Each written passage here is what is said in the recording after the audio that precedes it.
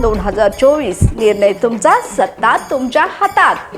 शिरूर तालुका हा नेहमीच म्हणजे बदल घडवणारा आणि परिवर्तन करणारा तालुका म्हणून मानला जातो। शिरूर तालुक्याला शेतकऱ्यांचा आमदार पाहिजे, गणपतराव पाटील साहेब आमदार असले पाहिजे। तसं पाहायला गेलं तर यड्रावकर साहेबांचं काम अत्यंत उत्तमरित्या झालेलं आहे। महाराष्ट्रात देखील महायुतीची सत्ता येणार आहे। महाविकास आघाडीचे जेव्हा सरकार होतं 2021मध्ये, त्यावेळी शेतकऱ्यांची घोर फसवणूक करण्यात आलेली आहे। आमदार हा कारखानदार असू नये ही सर्वांची भावना आहे। नाही, राजेंद्र पाटील यड्रावकर साहेबांच्या विकास कामे भरपूर झालेले आहेत। जवळजवळ 20 अधिवेशनामध्ये त्यांनी एकही प्रश्न विचारला नाही, हे शिरूर तालुक्याचं दुर्भाग्य आहे। सर, शेतकरी या नात्यानं राजेंद्र पाटील यड्रावकर साहेबांच्यावर ठाम नाराज आहोत। कसं आहे, महायुतीचे 2000 रुपये आम्हाला द्यायला लागलेत आणि आमच्या युरियाच्या पोत्याकडून आणि DAPच्या पोत्यातून, पोटॅशच्या पोत्यातून ते 2000 रुपये त्यांनी एकाच डोसमध्ये काढून दिल्यात। असं एकरी शेतकऱ्याचे लागवडीचे 5 डोस पडतात। गणपतराव दादा पाटील आणि तेच या तालुक्याचे आमदार व्हावेत याची आमची इच्छा आहे। त्यांनी विकास केलेत याचं आमचं दुमत नाही, पण प्रत्येक गावात त्यांनी फोडाफोडीचं राजकारण केलेत। इतिहास तसाच आहे, ती निवडून आली एकीकडनं, गेले दुसऱ्या गटात, मंत्री झाले तिसऱ्या गटात।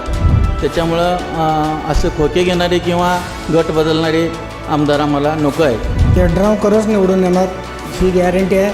2000 कोटीपेक्षा जास्त कामं झालेली आहेत। आमचा नेता कसा आहे, कमी बोलणारा आणि जास्त काम करणार आहे, एवढं मी ग्वाही देतो। फोडाफोडीचं राजकारण अजिबात झालेलं नाही।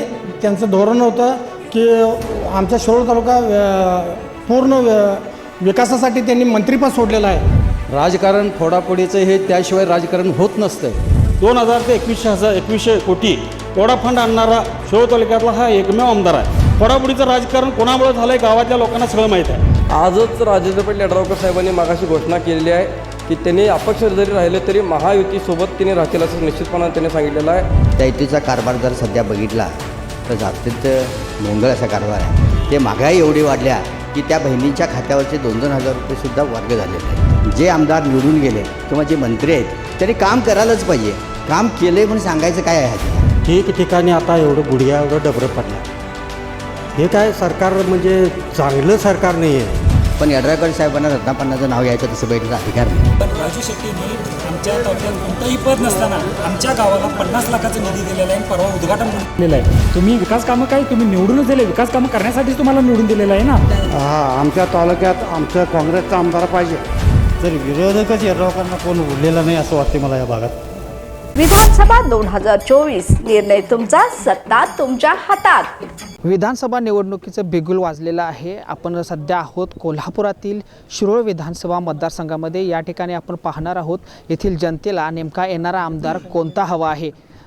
तर शिरोळ विधानसभा मतदारसंघामधील एक महत्त्वाचं गाव म्हणून हे दत्तवाड हे गाव आहे। या ठिकाणी आलो, या ठिकाणी माझ्यासोबत काही मंडळी आहेत, त्यांच्यासोबत आपण चर्चा करूया की त्यांना नेमका आमदार कुठला हवा, विद्यमान आमदार हवेत की बदल हवा मतदारसंघामध्ये, हे जाणून घेऊयात। विधानसभा निवडणुका लागलेल्या आहेत, काय नेमकं वातावरण आहे, कसं? शिरूर तालुका हा नेहमीच म्हणजे बदल घडवणारा आणि परिवर्तन करणारा तालुका म्हणून मानला जातो। शिरूर तालुक्याचं वैशिष्ट्य आहे, इथं एकदा आमदार झालेलं परत दुसऱ्या टर्मला नाही झाला। याच्या आधी आदरणीय रत्नापन्न कुंभार आमदार होते, सारेपल्ली साहेब आमदार होते, दिनकररावजी जाधव साहेब आमदार होते, त्यानंतर राजू शेट्टी साहेब आमदार होते, उल्हासदादा पाटील आमदार होते। या सगळ्यांनी त्यांच्या काळामध्ये निधी आणला, विकास कामं केली। पण आत्ता सध्या आम्हाला असं वाटतं या पदाच्याही पलीकडे जाऊन म्हणजे आदरणीय गणपतराव पाटील साहेबांनी काही भरघोसाची क्रांती घडवलेली आहे, ती म्हणजे एक क्षारपट जमीन सुधारण्याची। त्यामुळे आम्हाला वाटतं की आता सध्या शिरूर तालुक्याला शेतकऱ्यांचा आमदार पाहिजे, गणपतराव पाटील साहेब आमदार असले पाहिजेत। या ठिकाणी विद्यमान आमदार राजेंद्र पाटील यड्रावकर आहेत, काय त्यांच्या कामाबद्दल काय सांगाल तुम्ही? तसं पाहायला गेलं तर यड्रावकर साहेबांचं काम अत्यंत उत्तमरित्या झालेलं आहे। आम्ही महायुतीचा आता तुम्ही हरियाणामध्ये आता नुकत्याच झालेल्या निवडणुकीमध्ये महायुतीचं जसं सत्तेत आले आहे तिथं म्हणजे थोड्या स्वरूपात असं वाटत होतं की त्या ठिकाणी महायुतीची सत्ता येते की नाही येत नाही, अशी जी एक तुमचा एक एक्झिट पोल सांगत होता प्रेसमध्ये, तो एक्झिट पोल देखील इथंही खरं ठरणार आहे। महाराष्ट्रात देखील महायुतीची सत्ता येणार आहे, याबद्दल काही यत्किंचितही शंका नाही। विकास कामाच्या बाबतीत बोलायचं झालं तर लाडकी बहीण योजना, त्याशिवाय किसान सन्मान निधी, मुख्यमंत्र्यांनी वेगवेगळ्या ज्या योजना आता कार्यान्वित केलेल्या आहेत त्या सगळ्या योजना पाहता सुरुवातीस असं वाटत होतं की थोड्या महाविकास आघाडीच्या थोड्या नेत्यांनी म्हटलं की एक आताचे मुख्यमंत्री दावेदार म्हणून आदरणीय जयंत पाटील साहेबांचं नाव पुढे येतं आहे। त्यांनीच पहिल्यांदा काय म्हटलं की लाडकी बहीण योजना ही राबवणं शक्य नाही, तिजोरीत पैसे नाहीत, देतात कुठून हे पाहिजे होतं त्यांना। आता त्यांचं वाक्य काय बदललेलं आहे, तर आता आपण ती लाडकी बहीण योजना आणखीन सदृढ करू, फार त्याला प्रभावकारक करू असं त्यांची भूमिका येते. थोडक्यात काय, वातावरण बदललेलं आहे, महायुतीची सत्ता येणार आहे, त्यात काही यात किंचितही शंका नाही. आणि इथं जो महायुतीचा उमेदवार असेल त्याच्या पाठीशी आम्ही ठामपणे राहणार आहे आणि आमचा उमेदवार विजयी होणार आहे. खरं तर शिरोळ तालुका हा पूरग्रस्त तालुका म्हणून ओळखला जातो. या ठिकाणी दरवर्षी हजारो हेक्टर जमीन पाण्याखाली जाते.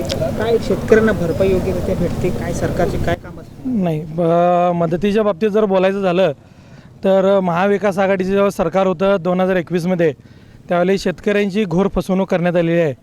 2019मध्ये 95,000 रुपयेचा हेक्टरी मदत देण्यात आली होती. पण राजू शेट्टी साहेबांनी पंचगंगा परिक्रमा यात्रा काढली. जवळजवळ पूर्ण पंचगंगेच्या उगमस्थानापासून पंचगंगेचं संगमापर्यंत म्हणजे वाडीपर्यंत त्यांनी पदयात्रा काढली. आणि त्या पदयात्रेच्या शेवटच्या दिवशी माननीय मुख्यमंत्री उद्धवजी ठाकरेंनी त्यांना सांगितले की आंदोलन करण्याची काय आवश्यकता नाही, तुम्ही मुंबईला आणि चर्चा करू असं सांगितलं. आणि दुप्पट मदत देतो अशी घोर फसवणूक शेतकऱ्यांची केली आणि शेतकऱ्याच्या खात्याला हेक्टरी फक्त 13,500 रुपये दिलेले आहेत. त्यामुळं आता सध्या शिरोळ तालुक्याची अवस्था, आमदार हा कारखानदार असू नये ही सर्वांची भावना आहे.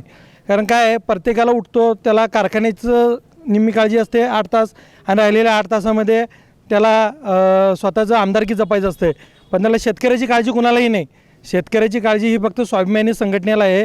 आणि त्याच्या माध्यमातून आता मागील 1-2-3 दिवसामागेच शेतकऱ्यांना मागील 2022-23 हंगामातील तुटलेल्या ऊसाला प्रति टन 100 रुपये मिळालेले आहेत. आणि चालू वर्षी आम्ही 200 रुपयाची मागणी केलेली आहे.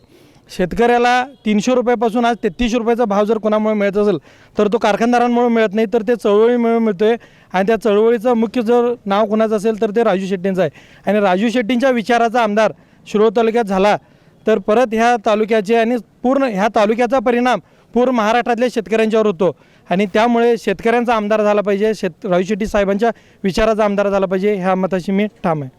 खरं तर राजेंद्र पाटील यड्रावकर विद्यमान आमदार आहेत, त्यांच्या माध्यमातून गेल्या 5 वर्षांमध्ये काय विकास कामं झाली का नाही झाली? नाही, राजेंद्र पाटील यड्रावकर साहेबांच्या विकास कामे भरपूर झालेली आहेत.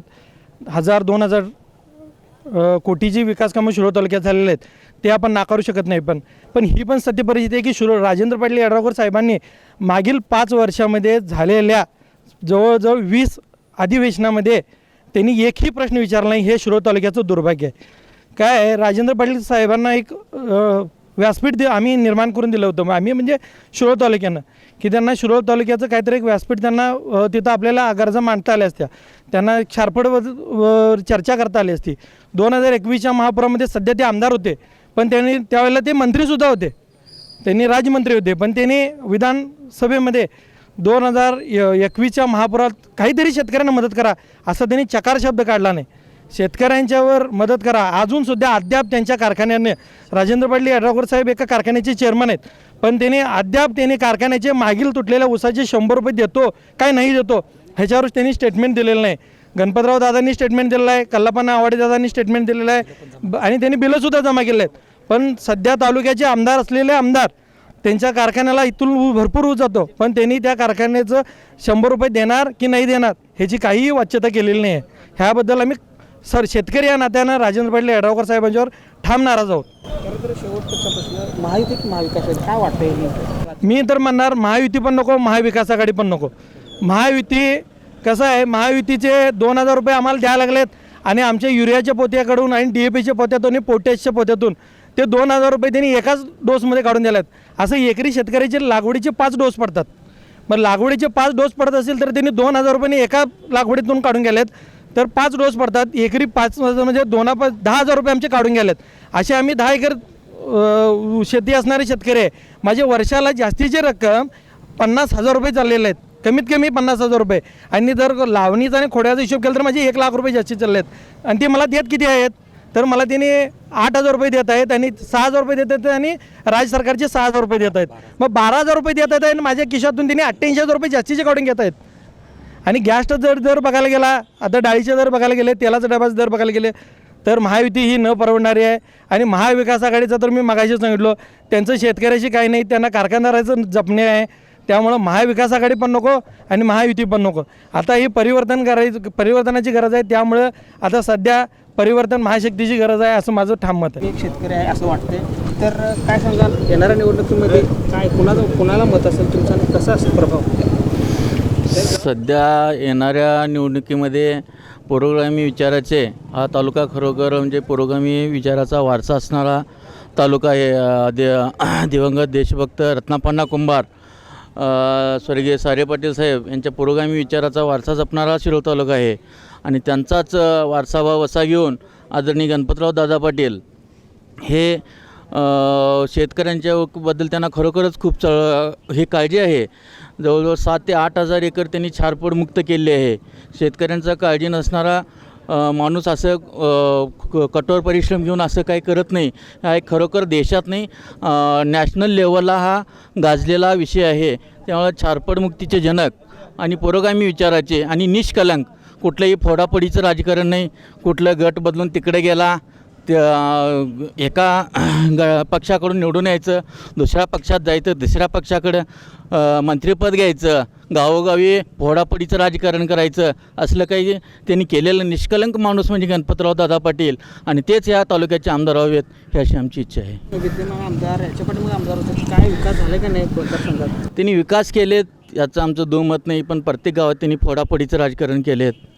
परत त्यांचा पण इतिहास तसाच आहे. ती निवडून आली एकीकडनं, गेले दुसऱ्या गटात, मंत्री झाले तिसऱ्या गटात.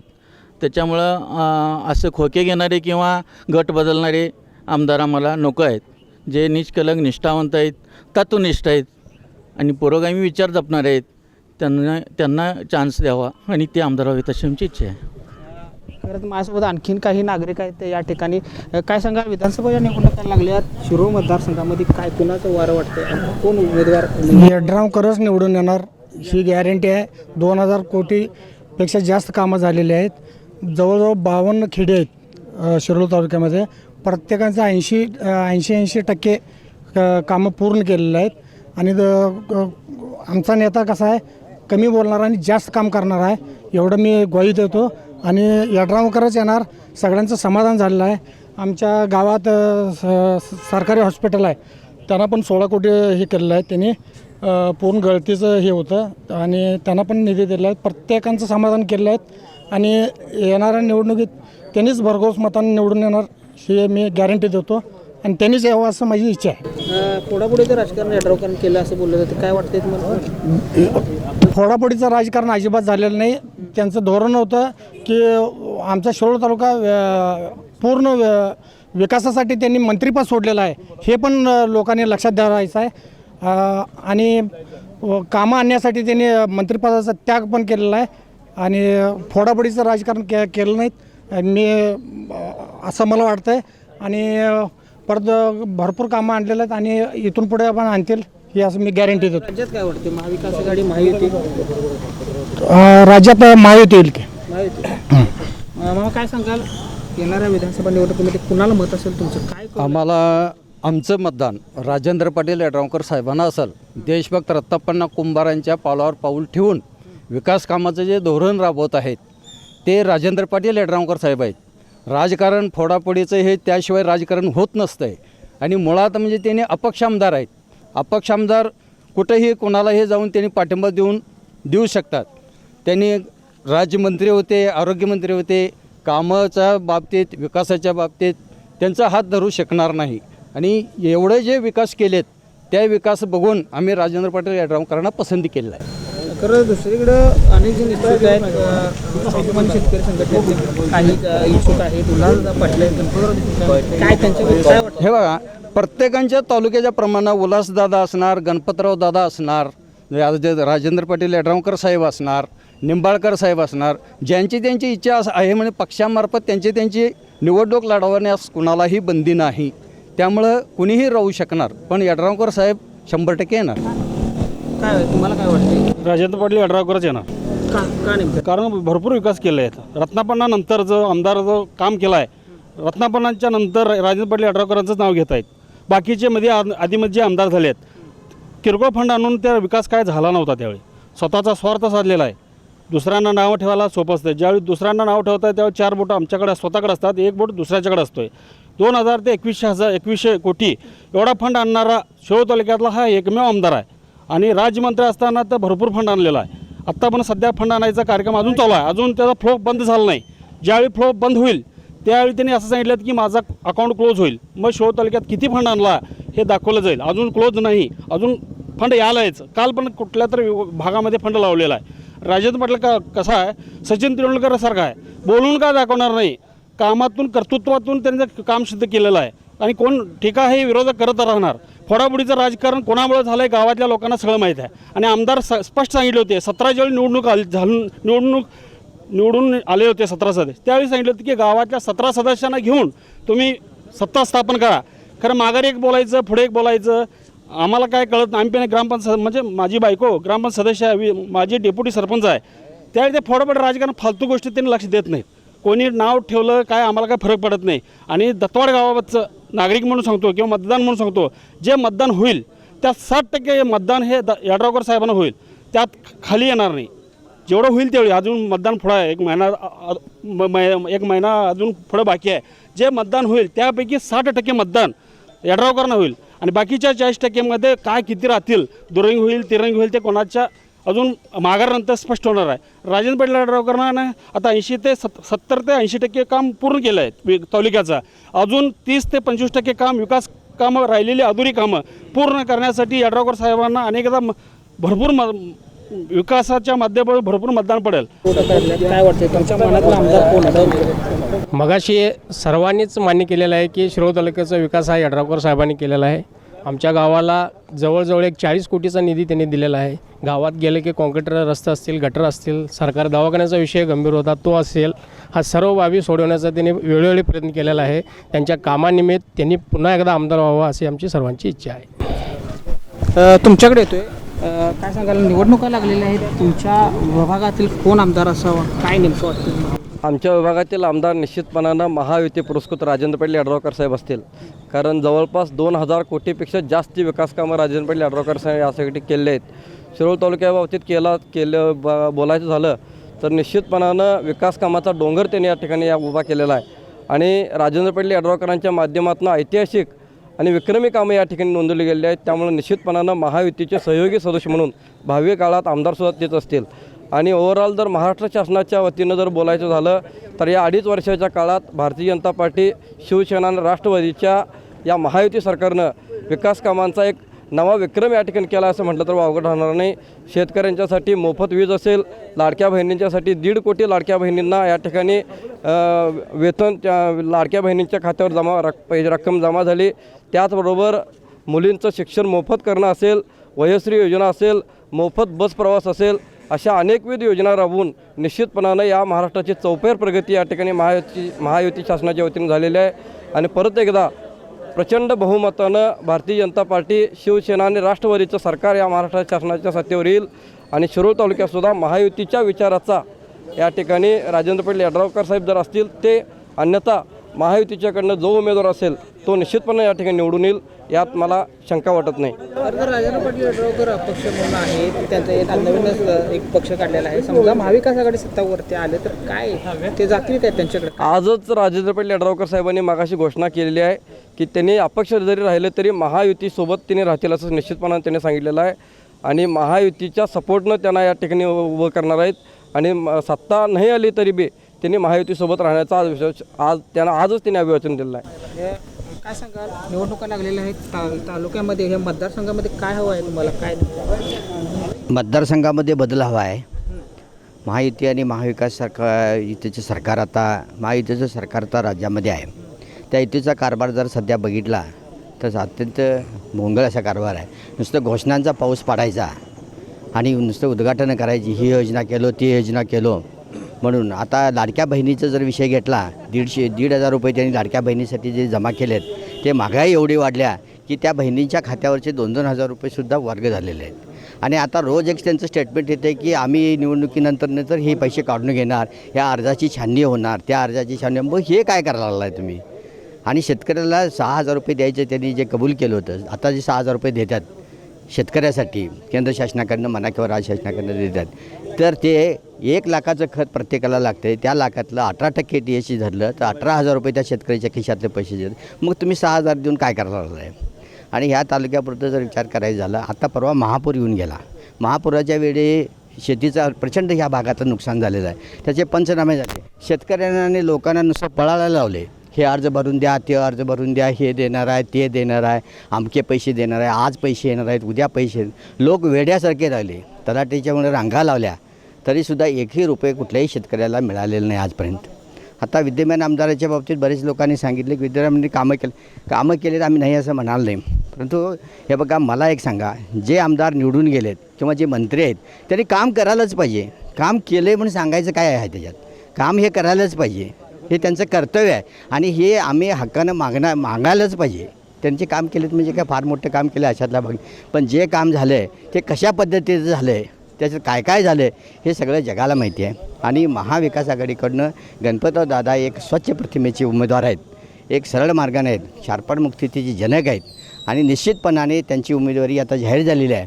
आणि ह्या भागात मी ठामपणाने सांगतो की गणपतराव दादा हे 100% निवडून आल्याशिवाय राहणार नाहीत, असे मी आपल्या चॅनलच्या माध्यमातून जाहीर आवाहन करतो. काय सांगाल, तुम्हाला काय वाटतंय विधानसभा मतदारसंघामध्ये कोण आमदार हवे तुमच्या मनात काय? आमच्या मते आता महाविकास आघाडीचे गणपतराव दादा काँग्रेस चिन्हावर राहिले तर ते निवडून येतील. आणि जे आताचे जे सरकार आहे, टक्केवारीचं सरकार आहे, जे विकास कामं झाल्यात ते आता तुम्ही आमच्या घरापुढूनच दाखवतो. चला, ठिकठिकाणी आता एवढं गुडघ्या एवढं डबरं पडल्यात. हे काय सरकार म्हणजे चांगलं सरकार नाही आहे. आम्ही त्याला काय दुमत नाही. आम्हाला काँग्रेसचं सरकार पाहिजे. विद्यमान आमदारांनी काय कामं केलेत काय झालं काय? विद्यमान आमदारांचं काम कसं आहे? काम चांगलं आहे. आता मग सांगितलं की टक्केवारीचं सरकारच नको आहे आम्हाला. बदल हवाच तुम्हाला? होय, बदल हवा आहे. मी दत्तवाड गावचा सरपंच चंद्रकांत कांबळे सर. 1995ला प्रथम मी निवडणूक होऊन त्यावेळी निवडून आलो होतो. 1995पासून मी राजकारणात आहे. खरं पाहायला गेलं तर माझ्या ह्या 25-30 वर्षाच्या राजकीय कारकिर्दीमध्ये इतका निधी देणारा पहिल्यांदा एकमेव आमदार आता आम्ही पाहिलेलो आहोत. कारण 95ला तर आम्ही सदस्य होतो, त्यावेळेला तर निधी म्हणजे काय आम्हाला माहितीच नव्हतं. त्याच्यानंतर 2010ला सदस्य होतो, त्याला पण निधी म्हणजे काय माहितीच नव्हतं. म्हणजे अनेक आमदार आले, अनेक आमदार गेले, पण इतका निधी देणारा आमदार अद्यापही आम्ही पाहिलं नव्हतं. आणि ते आत्ता प्रत्यक्ष आम्हाला पाहायला मिळालं. आणि माझं भाग्य मी स्वतःला असं समजतो की गावचं मी सरपंच व्हायला आणि राजेंद्र पाटील यड्रावकर हे आमदार झाले आणि मंत्री झाले आणि त्यांच्या माध्यमातून आमच्या गावाला निधी मिळाला. आज दत्तवाडसारख्या ग्रामीण भागाला 2011च्या जनगणनेनुसार आज आमची लोकसंख्या 9,000 धरलं तर आज आमची लोकसंख्या जर 15,000 धरलं किंवा 12,000 धरलं तरी पण जवळजवळ 38 कोटी रुपये एवढा निधी आमच्या गावाला मिळाले. तसंच संपूर्ण तालुक्यात मिळाले. म्हणजे कुठल्याही गावाला निधी मिळाला नाही असं एकही गाव राहिलेलं नाही. कुठल्याही वाडी वस्तीवर जावा तिथेही निधी मिळाल्याचे आहे. विशेष म्हणून सांगतो, आत्तापर्यंत पानंद रस्ते फार कमी होत होते पण अत्यंत कमी. परंतु यड्रावकरांच्यामुळं खेडेगावातील तालुक्यातील सगळेच पानंद रस्ते जवळजवळ झाले आहेत. मी तर असं म्हणेन आचारसंहिता असती आणि 1 वर्ष असंच जर पुढे गेलं असतं तर आदरणीय यड्रावकर आमच्या तालुक्यात एकही विकास कामाच्या ह्या सोडले नसते आणि एकही रस्ता राहिला नसता. सगळेच काम झाले असते. आणि मग पुढचे जे आमदार येतील त्यांना असा प्रश्न पडला असता की सगळीकडेच कामं झाली आहेत आणि आम्ही आता काय काम करू. आता विशेष सांगतो की आमच्या भागामध्ये म्हणा किंवा आमच्या तालुक्यामध्ये म्हणा मागासवर्गीयांच्या वस्तीमध्ये जर बघायला गेलं तर आज प्रत्येक गावातील मागासवर्गीयांच्या वस्तीमध्ये कोणतं ना कोणतं काम झालेलंच आहे. आज आमच्याच दत्तवाडमधील दलित वस्तीमध्ये जवळजवळ 1 कोटीचा निधी आमदार साहेबांच्यामुळे मिळालेला आहे. आणि आज आमचं बौद्ध भवन 50 लाख आणि कॉन्क्रीट रस्ता हा जवळजवळ 50,000 म्हणजे जवळजवळ 50 लाख म्हणजे 1 कोटीचा निधी आम्हाला मिळाला आहे. तसंच प्रत्येक गावात मागासवर्गीयांच्या वस्तीमध्ये हे निधी मिळालेलं आहे. आणि याच्या आधी कुणी इतका आमच्या मागासवर्गीय वस्तीमध्ये निधी दिलं नव्हतं, किंबहुना काही विकास कामं झाली नव्हती. आणि म्हणून मी तर म्हणून विकास कामाच्या जोरावरती आमदार यड्रावकर साहेब निश्चितपणे विजयी होणार, यात काही शंका नाही. की देशभक्त रत्नापन्ना कुंभारनंतर की यड्रावकर साहेबांनी भरपूर केले आम्हाला म्हणण्याचे नाही. पण यड्रावकर साहेबांना रत्नापन्नाचं नाव घ्यायचं तसं बैठलं अधिकार नाही. हे मला इथं आवर्जून सांगायचं. रत्नापण्णाने काय केलं किंवा शामरावांनी काय केलं हे सगळ्या तालुक्याला माहिती आहे. नाही, त्यांना माहिती आहे म्हटलं ते. तालुक्याची परिस्थिती म्हणजे राजू आज आमच्या गावाला कोणतंही पद नसताना यांनी सांगायला लागलं राजेंद्र पाटील का यांनी एवढं कामं केली तेवढं कामं केली. त्यांचं आमदार होते, त्यांना फंड मिळत होता, त्यांनी कामं केली. हो, राजू शेट्टींनी आमच्या तालुक्यात कोणतंही पद नसताना आमच्या गावाला 50 लाखाचा निधी दिलेला आहे आणि परवा उद्घाटन पण केलेलं आहे. कोणतंही पद नसताना आता पद आलं तर गावाला 50 कोटी आणू आपण, एवढं राजू शेट्टींच्या माध्यमातून सांगतो आम्ही. आणि राजू शेट्टींच्यामुळं प्रत्येक शेतकऱ्यांच्या घरात आज 100 रुपयाप्रमाणात दिवाळी व्हायला लागल्या. राजू शेट्टींच्यामुळेच आज प्रत्येक शेतकऱ्याच्या घरात 100 रुपये टनाला 100 रुपये मिळाल्यामुळं आज प्रत्येक गावात प्रत्येक तालुक्यात प्रत्येक आपल्या कोल्हापूर जिल्ह्यात ज्या कारखान्याने पैसे दिलेले आहेत, फक्त 2च कारखान्याने आजपर्यंत पैसे दिलेले आहेत. आता त्या दिल्यामुळे आज शेतकऱ्यांच्या घरात म्हणजे दिवाळी दिसायला लागल्या.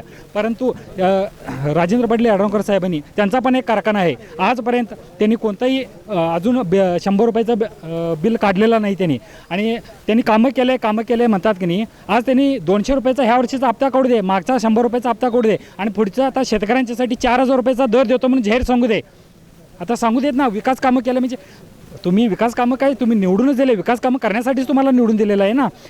प्रत्येक लोकांच्यासाठी शेतकऱ्यांच्यासाठी काय केलं आहे तुम्ही? विधानसभेत तुम्ही एक शब्द बोलला नाही आजपर्यंत, 5 वर्षात एक शब्द बोलला नाही तुम्ही. आणि आता विकास कामाची तुम्ही सांगायला लागलाय. आता तुमच्या विकास कामाची रस्त्याची परिस्थिती बघितलं तर करून गेल्यावर उद्घाटन व्हायच्या तुमच्या रस्त्याची दुरावस्था झालेली आहे. आता आमच्या गावात तुम्हाला दाखवतो, एवढं डबरावर खड्डा पडलेला आहे, त्याच्यात काँक्रिटीकरणाच्या डबरावर खड्डे पडलेले आहेत. त्या विकास कामाचं काय सांगू नका. आणि राजू शेट्टींनी 50 लाखाची जी कामं केली आहेत, आता फक्त 2 रस्ते झाले आहेत, आता रस्ते चालू होतील. त्या रस्त्याची पण क्वालिटी बघून घ्या. तालुक्यात कोण आमदार हवंय तुम्हाला? निवडणुका लागलेल्या आहेत. हां, आमच्या तालुक्यात आमचं काँग्रेसचा आमदार पाहिजे.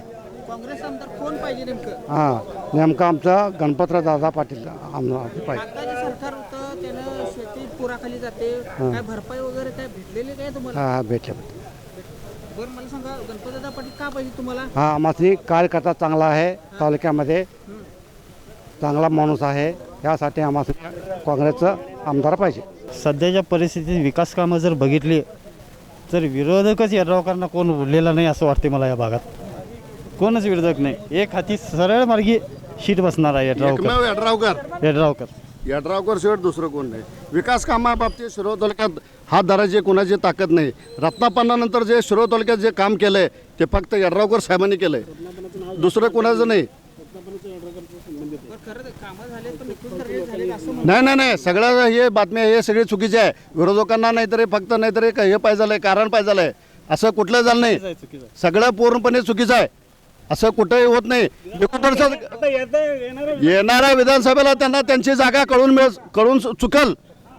यड्रावकर साहेबांची कामाचे विकासाची निधी जर बघितली तर शिरोळ तालुक्यामध्ये सगळ्यात मोठं विकासाचं काम जर कोण केलेलं असेल तर ते यड्रावकर साहेबांनी केलेलं आहे. अहो, तुम्हाला सांगतो, आमचा हा रस्ता 15 वर्षाने तर रस्ता केला होता, यड्रावकर साहेबांनी करून दिला आहे. बघा, तिथं निष्कुश दर्जाचं काम जर झालेलं असलं तर आम्ही काय सांगाल ते ऐकायला तयार आहे.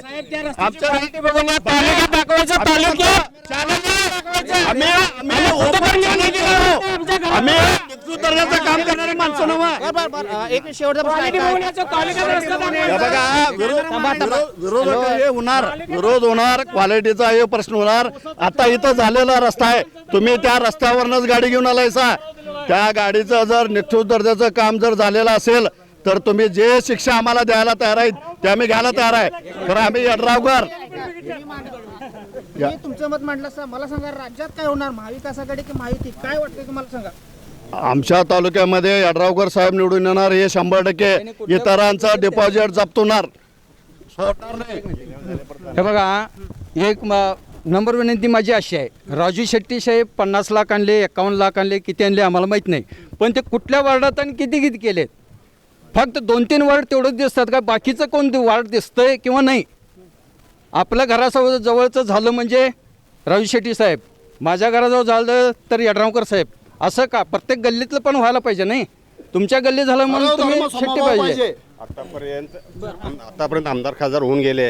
राजू शेट्टी साहेबांनी मागासवर्गीय वस्तीमध्ये किती पाय घातले आणि काम सुद्धा केलं नाही एकसुद्धा आतापर्यंत. यड्रावकर साहेबांनी प्रत्येक घरोघर जाऊन कामे केलेले आहेत. आता कसं आहे, विकास कामाच्या बाबतीत तर इतर सगळ्यांनीच मान्य केलं आहे की विकास काम झालं याबाबत त्यांचं दुमत नाही आहे. आता निवडणूक लढवायचं त्याचा उद्देशच काय आहे तर आपल्या भागातील विकासावा हाच मुख्य उद्देश असतो आहे. या ठिकाणी कोणी तुम्ही आता एवढ्या सगळ्यांचं तुम्ही बाईट घेतला, यामध्ये एकट्यानेही नाकारलेलं नाही आहे की विकास झालेला आहे या शब्दाची त्यांनी दुमत कोणाचंही नाही आहे. आता राहिला दुसरा पर्शन की यांचं मत आहे हे खराब झाले, रस्ते खराब झाले, टक्केवारीचं कोणतरी बोललं. मला एक सांगायचा अभिमान वाटतोय, ज्यावेळी राजीव गांधी आणि काँग्रेस किंवा महाविकास आघाडीची सत्ता होती त्यावेळी असं एक बोललं, त्यावेळी एक शासकीय अहवाल होता त्यामध्ये 33 रुपये खाली येत होते आणि 67 रुपये मध्ये गायब होतात असं राजीव गांधी साहेबांचं स्टेटमेंट होतं. आजचं जर पाहायला गेला तर लाडकी बहीण योजनेचं बघितला तर डायरेक्ट त्यांच्या खात्यावर पैसे जमा झालेले आहेत. 1 रुपये देखील त्याच्यात काय तुम्हाला कमी मिळाले असं कोण आहे काय? नाही.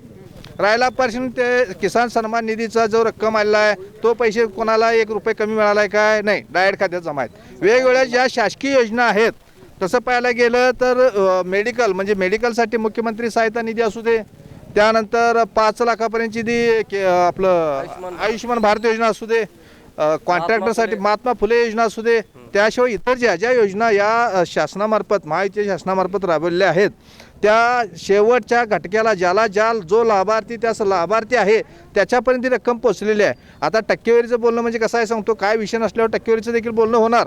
कारण कसं आहे, विरोधकांना बोलायला तर शब्द पाहिजे आहेत. महायुतीने काय काम केलं आहे बघा. ज्यावेळी कोरोना काळ होता त्यावेळी आत्ताच आमच्या एका मित्रांनी आता ते संघटनेच्या मित्रांनी सांगितलं आहे की महायुतीचं सरकार ज्यावेळी होतं त्यावेळी जवळजवळ 95,000 रुपये पर हेक्टरी नुकसान भरपाई दिलेलं होतं. तेच महाविकास आघाडीची सत्ता आली, ठाकरे साहेब काहीतरी मुख्यमंत्री होते त्यावेळी त्यांनी फक्त 135 रुपये म्हणतोय मी एका गुंठ्याला नुकसान भरपाई दिली होती. ह्याच्यातूनच फरक जाणवतोय की महाविकास आघाडी आणि महायुतीमध्ये जो फरक आहे.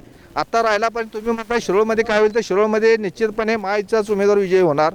खरं जर सरकारने विविध योजना केल्या दुसरं महागाई वाढवली. आता सर्वसामान्य ज्या महिलांना आणि ज्या माता भगिनींना ते 1500 रुपये मिळतात त्यांच्याच प्रतिक्रिया आहेत. तुम्ही 1500 रुपये दिला लाडकी बहीण म्हणून, फोडणीला महाग झाले, पण तुम्ही 1500 रुपये दिला आहे पण फोडणी जवळजवळ 2500 रुपये तेलाचा डबा झाला आहे. काय डाळी वाढल्या, साखर वाढली, बाकी सगळ्या वस्तू वाढल्या जे दैनंदिन गरजेचं आहेत. म्हणजे सर्वसामान्य जनतेला ज्या गरजा आहेत त्या सर्वसामान्य जनतेच्या वस्तू सगळ्या महाग झाल्या दैनंदिन जीवनासाठी लागणाऱ्या. त्यामुळे 1500 रुपये दिला आणि तिकडे 4000 रुपये गेला अशी परिस्थिती निर्माण झाली आहे. दुसरी गोष्ट, आता 100 रुपये स्टॅम्प आपल्या रेग्युलर आतापर्यंत होतं, पण आता 100 रुपये स्टॅम्प तुम्ही गाळ केला म्हणजे लॅप्स केला आणि 500 रुपयाची गरज म्हणजे कंपल्शन केला. हे चुकीचं आहे. म्हणजे ॲक्च्युली सर्वसामान्य जनतेला 500 रुपये स्टॅम्प न परवडणारी गोष्ट आहे. नाही, राजेंद्र पाटील यड्रावकर साहेब असतील आणि गणपतराव दादा असतील, अजून राजेंद्र पाटील यड्रावकर साहेबांचं राहायचं कुठून हेच ठरलेलं नाही. त्यांना पाठिंबा घ्यायचा कोणाचा आणि नाही घ्यायचा कोणाचा, आणि त्यांना पाठिंबा देणार कोण आहे आणि नाही देणार कोण आहे हे त्यांचं अजून काही ठरलेलंच नाही आहे. आणि तीच परिस्थिती सध्या महाविकास आघाडीमध्ये पण आहे. महाविकास आघाडीचा अजून उमेदवारही कोण ठरलेलं नाही, पण आता आमचा उमेदवारही ठरलेला आहे आणि आमचं धोरणही ठरलेलं आहे. कसं आहे, हे दोघंजण कारखानदार असल्यामुळं हे निवडून आल्यानंतर पहिला स्वतःचा स्वार्थ बघतात, मग जनतेचा स्वार्थ बघतात. स्वतःचा स्वार्थ त्यांनी कशासाठी निवडून येतात, त्यांना मुंबईमध्ये जाऊन एखादी फाईल मंजूर करून घ्यायची असते, ती दिल्लीमध्ये जाऊन फाईल मंजूर करून घ्यायची असते. मुंबईमध्ये आपल्याला जर का फाईल मंजूर करून घ्यायला मंत्रालयात विधानभवनात जर प्रवेश पाहिजे असेल तर त्याला आमदार व्हावा लागतो, खासदार व्हावा लागतो, तर ती इझिली फाईल पळते. त्यासाठी यांना पदं लागणार आहेत. त्यांना जनतेसाठी कुणालाही पद लागणार नाही. एखाद्याला डिस्टलरी मंजूर करून घ्यायचं आहे म्हणून आमदार व्हायचं आहे. एखाद्याला माझ्या वडिलाचं स्वप्न होतं मला आमदार व्हायचं आहे म्हणून आमदार व्हायचं आहे. एकाला माझा बाप आमदार होता म्हणून एकट्याला आमदार व्हायचं आहे. पण राजू शेट्टींना तसं काहीही पार्श्वभूमी नाही. राजू शेट्टी साहेबांची 1.5 एकर जमीन आणि आज त्यांचं एक छाती टोकपणे त्यांनी सांगू शकतात की त्यांचं कधीही ऑडिट करावं आणि त्यांनी कधीही त्यांच्यावर इन्कम टॅक्सची रेड पडावं, कधीही ईडीची रेड पडावं. आजपर्यंत भारतामध्ये सगळ्या 600 खासदारांमध्ये एकमेव खासदार असा आहे की तो उलटा ईडीच्या ऑफिसमध्ये जातो. ह्यांच्याकडे ईडी येणार आहे म्हणजे यांची रात्रभर झोप उडते. ह्यांच्याकडे इन्कम टॅक्सची नोटीस आली म्हटलं यांची रात्रभर झोप उडते. ह्यांचे मुलाबाळांच्या नावावर प्रॉपर्टी किती, हे सगळ्या गोष्टीचा जर खुलासा करायचं झालं तर यांना घाम फुटेल. पण राजू शेट्टी ठाम सांगू शकतो की तुम्ही एनी टाईम माझं इन्क्वायरी करा. मी स्वतः जाऊन ते अर्ज देतात ईडीवाल्यांना की माझी चौकशी करा. पण बाकीच्या आमदारांची, बाकीच्या लोकप्रतिनिधींची ही अवस्था नाही. आणि जर का खरोखरच कुठं विकास काम झाला असेल तर एकदा गावात फिरून बघावं विकास काम झाला किती आणि तो 5 वर्षात टिकला किती, हा विकास काम आहे. आणि विकास काम काय आहे की लोकांच्या मध्ये जाऊन आडवं मारणे, त्यांनी नारळ फोडायच्या आधी जाऊन स्वतः नारळ फोडणे, मी काम करणे, ॲडव्हान्स काम करायला लावणे, त्याचं बिल न काढणे, कॉन्ट्रॅक्टरला वेटीस धरणे, स्वतःच्या कॉन्ट्रॅक्टरला स्वतःच्या बँकेमधून कर्ज मंजूर करून देणे आणि ते परस्पर त्याच्यामधून प्रोटोकॉल काढून घेणे. ह्या प्रोटोकॉलच्या भानगडीसाठी आमदार राजू शेट्टींना व्हायचं नाही आहे किंवा राजू शेट्टींच्या कार्यकर्त्यांना प्रोटोकॉलच्या भानगडीसाठी आमदार व्हायचं नाही आहे. राजू शेट्टींना शेतकऱ्यांसाठी आमदार व्हायचं आहे. राजू शेट्टींच्यामुळं कोल्हापूर जिल्ह्याला परवाच्या 100 रुपयाच्या बिलामुळे 223 कोटी रुपये मिळाले आहेत. 223 कोटी रुपये म्हणजे खूप मोठी रक्कम शेतकऱ्यांसाठी आहे. त्याची किंमत गरिबांना कळणार आहे, श्रीमंतांना कळणार नाही त्याची. तर आता ह्या दत्तवाड गावामधील कार्यकर्त्यांच्या संमिश्र प्रतिक्रिया आपण बघितल्यात. कॅमेरामॅन केतन खाडेसह मी रविराज कांबळे, तारा न्यूज, कोल्हापूर.